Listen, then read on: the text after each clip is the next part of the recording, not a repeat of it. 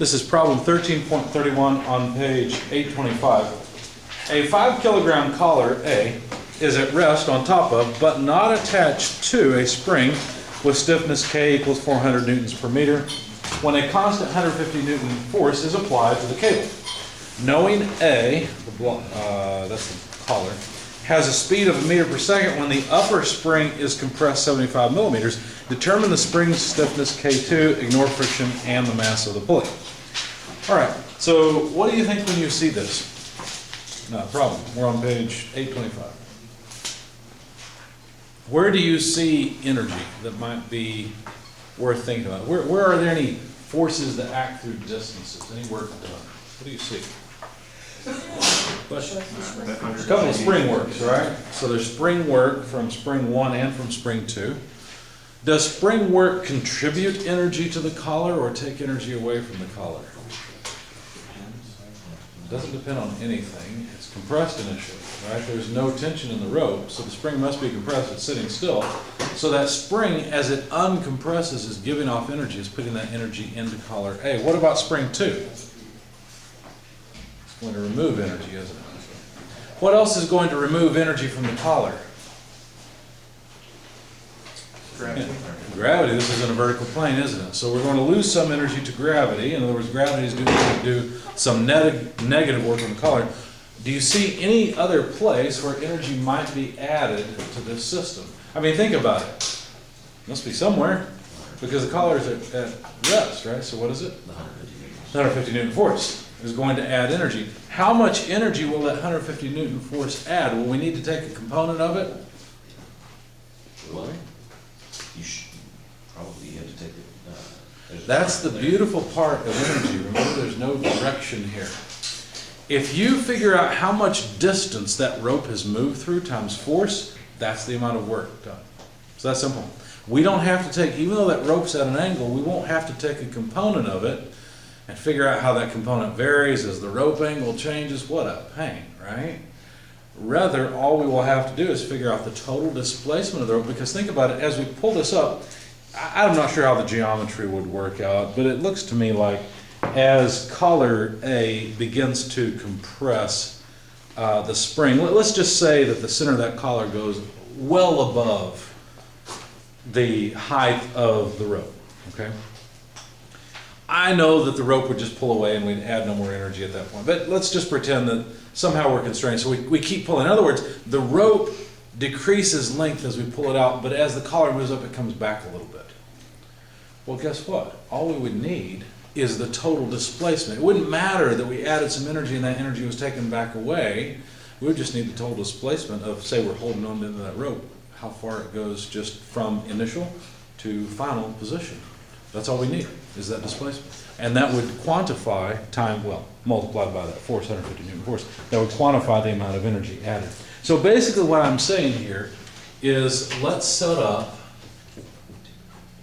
and I'll have to be careful here, because really there's an initial and a final state, and then we've got a spring 1 and a spring 2. Fortunately, spring 1 goes with state 1, spring 2 goes with state 2. But you can tell me something right off. One of these is 0 for sure. Which one is 0?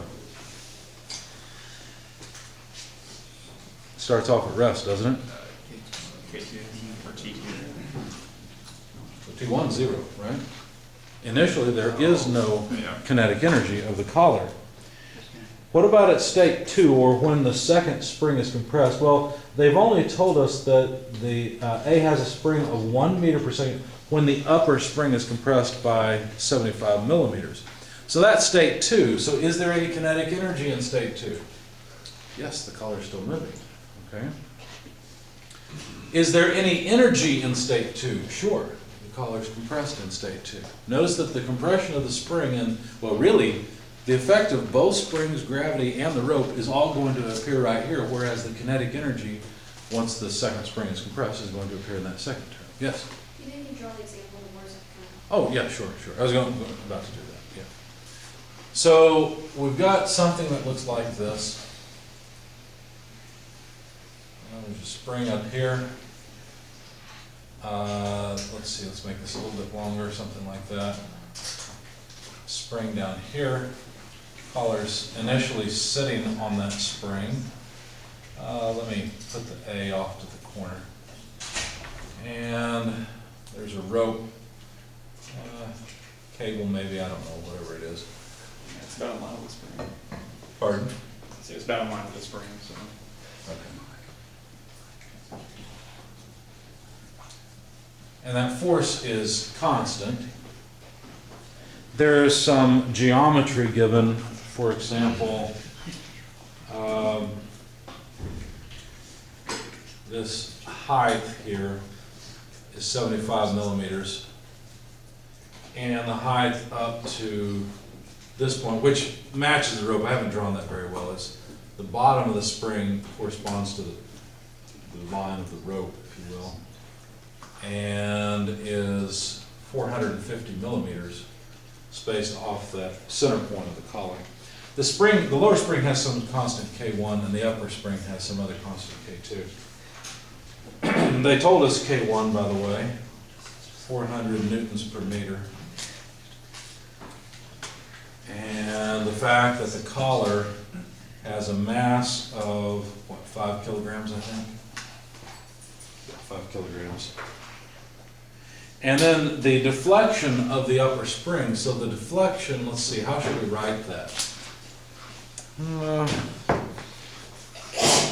Bless you. I'd prefer something like, well,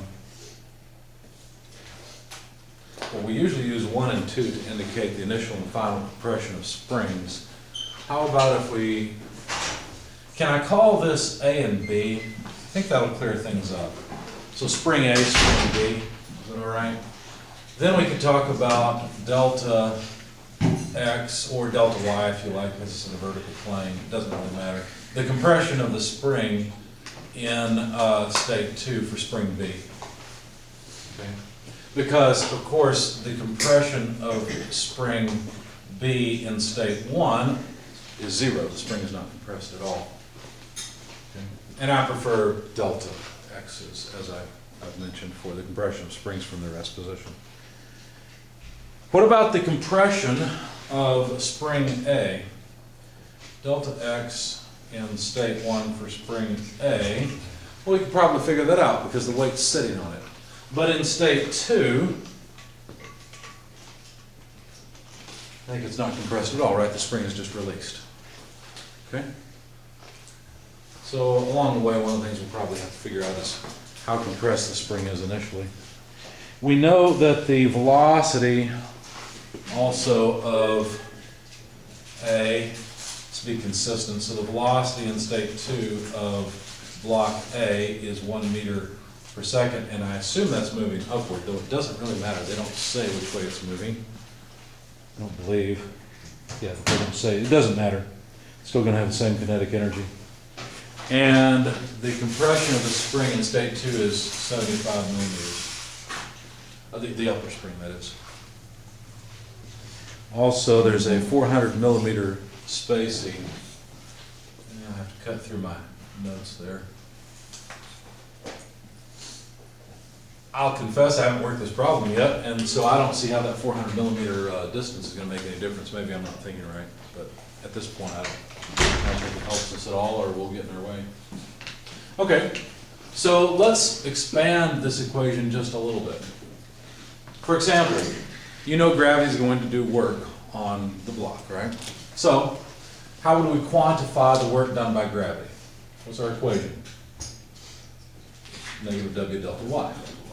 Where when I say delta Y, what I mean is the height of the collar in state 2 minus the height of the collar in state 1. So maybe I should put a positive Y direction, something like this. Okay. What else did we find that did work? Oh, I know where that'll come in. That'll help us figure out how far the rope's been pulled out. The spring. The spring does work, so how would I quantify the work done, say, by spring A? It's just the spring equation. Remember how the generic spring equation went? 1/2 K X, well, it's actually X1 squared minus 1/2 K X2 squared. Remember that? And if we were to factor out the 1/2 K, make it look halfway decent, so it looks simple, K over 2 times x1 squared minus x2 squared. But as I said, I prefer delta x1 squared minus delta x2 squared, so that I remember I'm talking about a deflection from the rest position of the spring. Now, it doesn't matter which spring I apply this to, it will work just fine. I just have to put in the correct spring constant and deflection at the various positions. So if I were to consider, say, spring 1, well, I would just write plus K, spring, well, not spring 1, spring A, K A over 2, delta x1. The spring is compressed initially. I don't know about how much, we'll figure that out in a minute, but it's not compressed in state 2. So all I need is this first term, delta x1 of spring A squared. Guess what? I can write almost the exact same thing for spring B, plus KB over 2. For spring B, in state 1, spring B is not compressed at all, so that's a big 0 minus the compression in state 2. So that's delta x2 comma B squared. Now I'm running out of space. I don't want to run off the video edge. So I'll just go down to the next line and continue. What else does work? The rope. So I'll say plus T times D. Now why did I choose plus first of all? Well, when I pull on this string, or cable or whatever it is, the motion's in the same direction, right, as the collar comes up. So I need plus. In other words, this is adding energy to the collar. D, I'm leaving my ignorance off to later, right? I'm pushing things off later. What I'm trying to do is drill down from the top. Later on, I'll figure out the geometry to decide exactly what D is in terms of some other things. Okay, but for right now, I'm going to leave it as it is. That's it. Those are the 4 things that add or remove energy. In other words, that belong in this forces that do work through distance in this system. Now, if there is friction, could we add it in? Sure. We just need to know what the friction coefficient is, or, well, what the friction force would be. Unfortunately, what happened, if there was friction, the direction of the rope then would come into play because it would provide a different normal force, and that would be a big pain. That's why they made this frictionless, to make our lives a little easier. How about if we expand this term? Help me out. You guys know how to expand that kinetic energy term for state 2. Exactly. 1/2 mass of A, V squared in state 2. And to be clear with the symbol we've already defined, say comma A. Okay? It's nice to go ahead and set up the governing equation that you know has to be true, and then fill in the details a little bit later. Okay? Kind of like a free body diagram, we don't want to miss any forces that manage to do work. Are there other forces that act on body A? Sure, obviously. Do I really need to worry about all of them?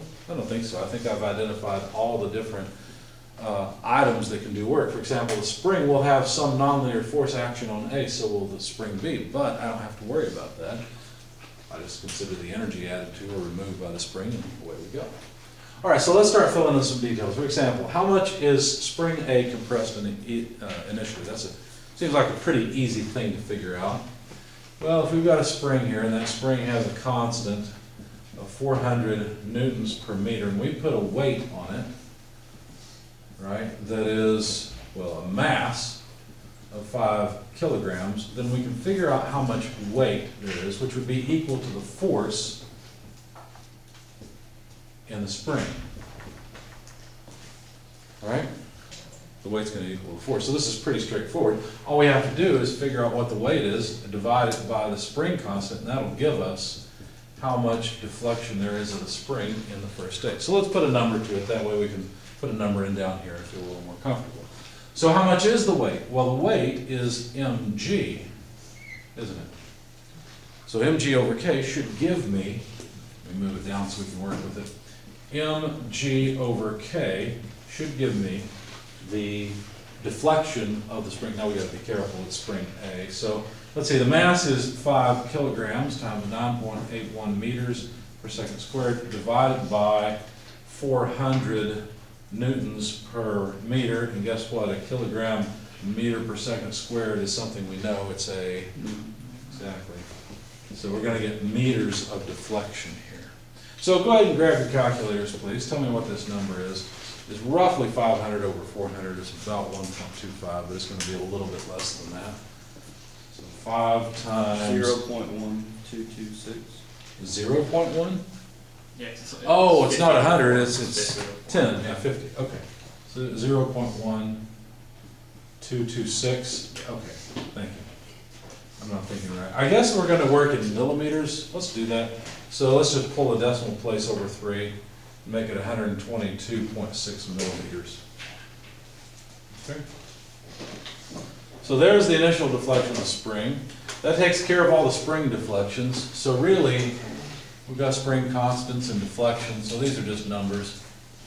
And by the way, we know the mass and the velocity. So all we need to do is somehow resolve the fact that we've got some delta y, and it somehow relates to the distance that the rope is pulled. Okay? So that's a different problem. Let's consider that next. That's just geometry.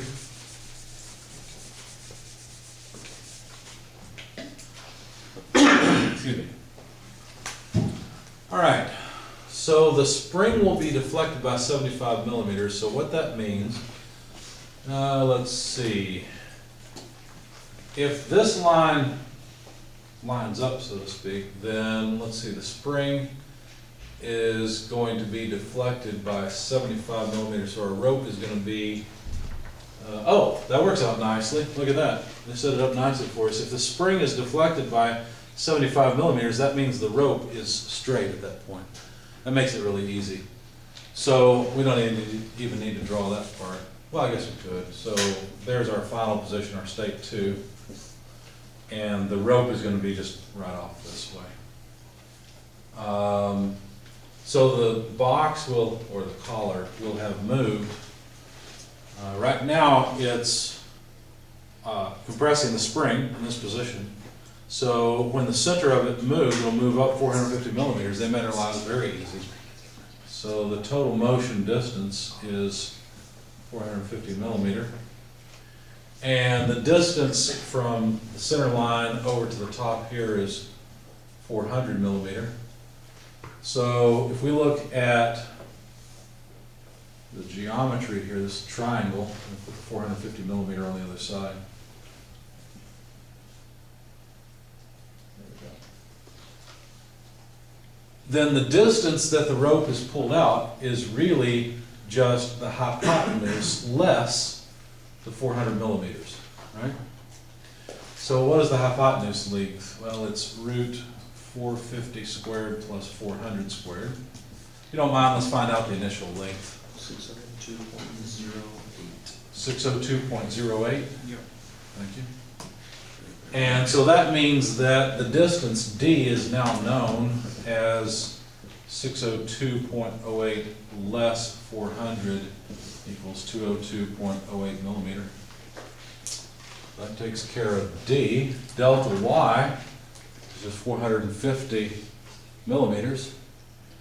Oh, and actually I'm looking for an unknown, but they asked for the spring constant. We don't know the spring constant KB. There's our unknown. And I should have calculated the weight so we can put it in here, but I think I'll just, well, we may as well calculate it just for fun. Why not? So the weight being 5 kilograms times 9.81 meters per second squared comes out to what number? 49.05. Thank you, 49.05, and those are newtons, aren't they? So all we really need to do is rearrange the equation. Oh, let's mention what D is.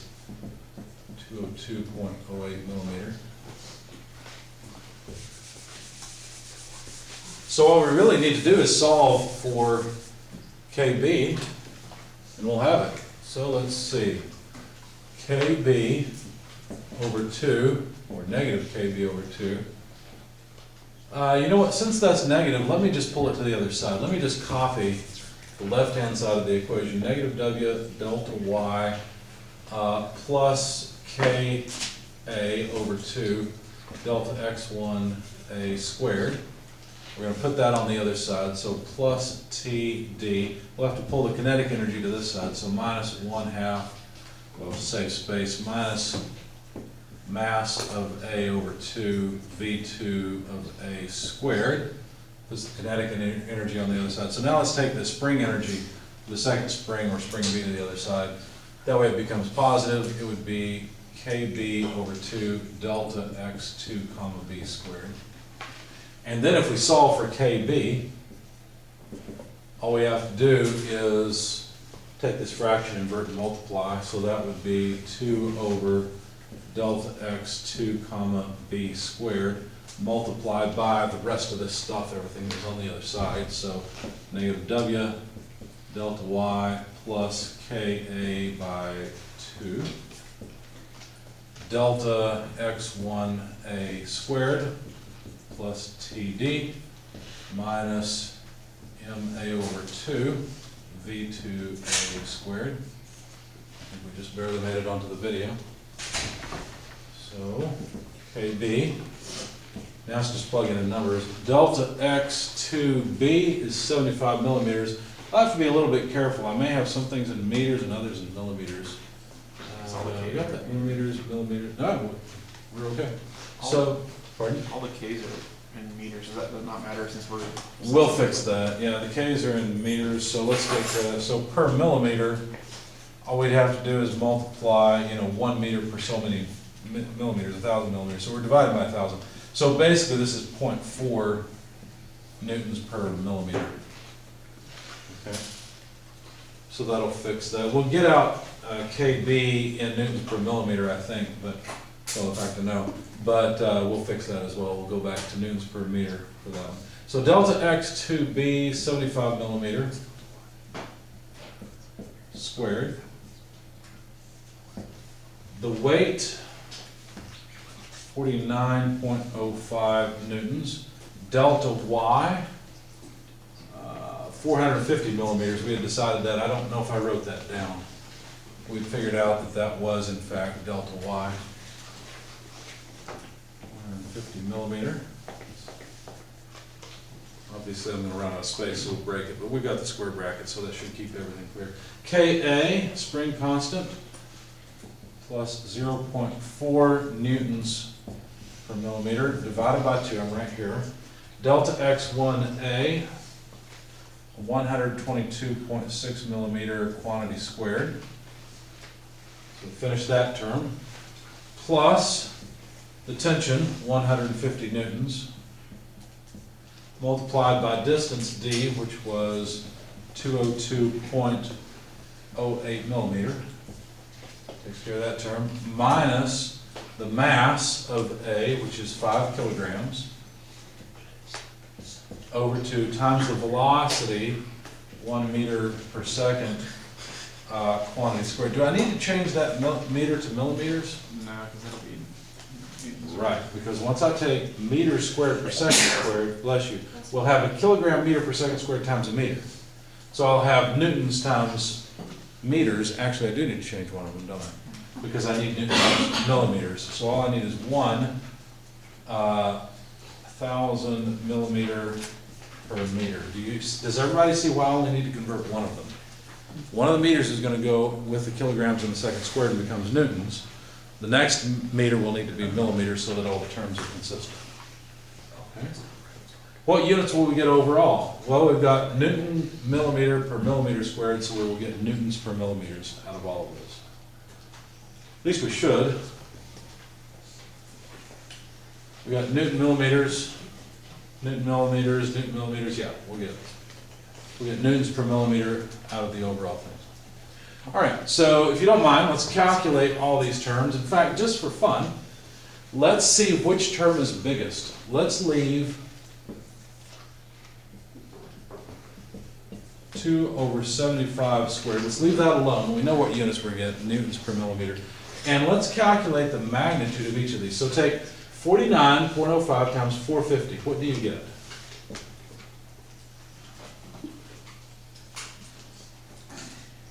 $22,072.5. Negative. 2.5, okay. Newton millimeters, notice I'm dropping my units because I'm running out of space. I know that overall I will get newtons per millimeter. How about the next term, 122.6 squared times 0.4 over 2, what do we get there? 3006.15. 0.2, since we're rounding off to the first decimal place. So that's that term and that term, which, by the way, what do these terms represent? Well, this is gravity. The next term is the work done by the lower spring, which is not a whole lot. Gravity takes out a whole lot more than the lower spring adds. What about the next term? 150 times 202.08. What does that come out to? 30,312. 30,312. I'm putting them in the same order so we can tell what came from where. And then finally, the kinetic energy at the end. 2,500. Okay, let's see if I were to, yeah, it's 2.5. So minus 2,500.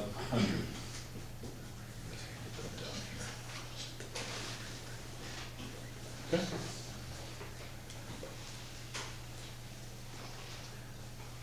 So primarily, the cable does the work to lift the weight. There's a little bit of help by the spring initially and a little bit of kinetic energy left over. And of course, spring B gets compressed a little bit. What we'll do in just a second is calculate the amount of energy. In fact, we could calculate it now. We could calculate how much energy goes into the spring simply by calculating this, right? Because think about it, we move these terms to the other side to represent the spring energy in state 2. That's really what we've done. But it looks to me like these numbers are fairly close, and I don't think there's going to be a whole lot of energy in the spring. But go ahead and calculate it if you would. Take all these numbers in the square brackets and add them together, observing the signs. What do you get? 8,745.65. 8,745? Yeah, 0.65. Well, 0.7. So spring A didn't give us as much help as spring B removed, right? I expect, therefore, that spring B spring constant is going to be larger because look, there's a higher deflection of spring A and a lower deflection of spring B. So I bet that spring constant for B, the spring constant for B, is going to be a whole lot higher than 0.4 newtons per millimeter. So we've got this number. If you've still got that in your calculator, then take 2 over 75 squared times that number. What do you get? 3.11. 3.11. And those are newtons per millimeter. If we wanted that in newtons per meter, then KB would be, well, 3,110 newtons per meter. Okay? Because all we have to do is move the decimal place over 3 times. So that's a lot larger spring constant than 400 newtons per meter. Any questions about the problem?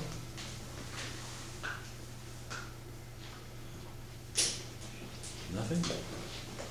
Okay.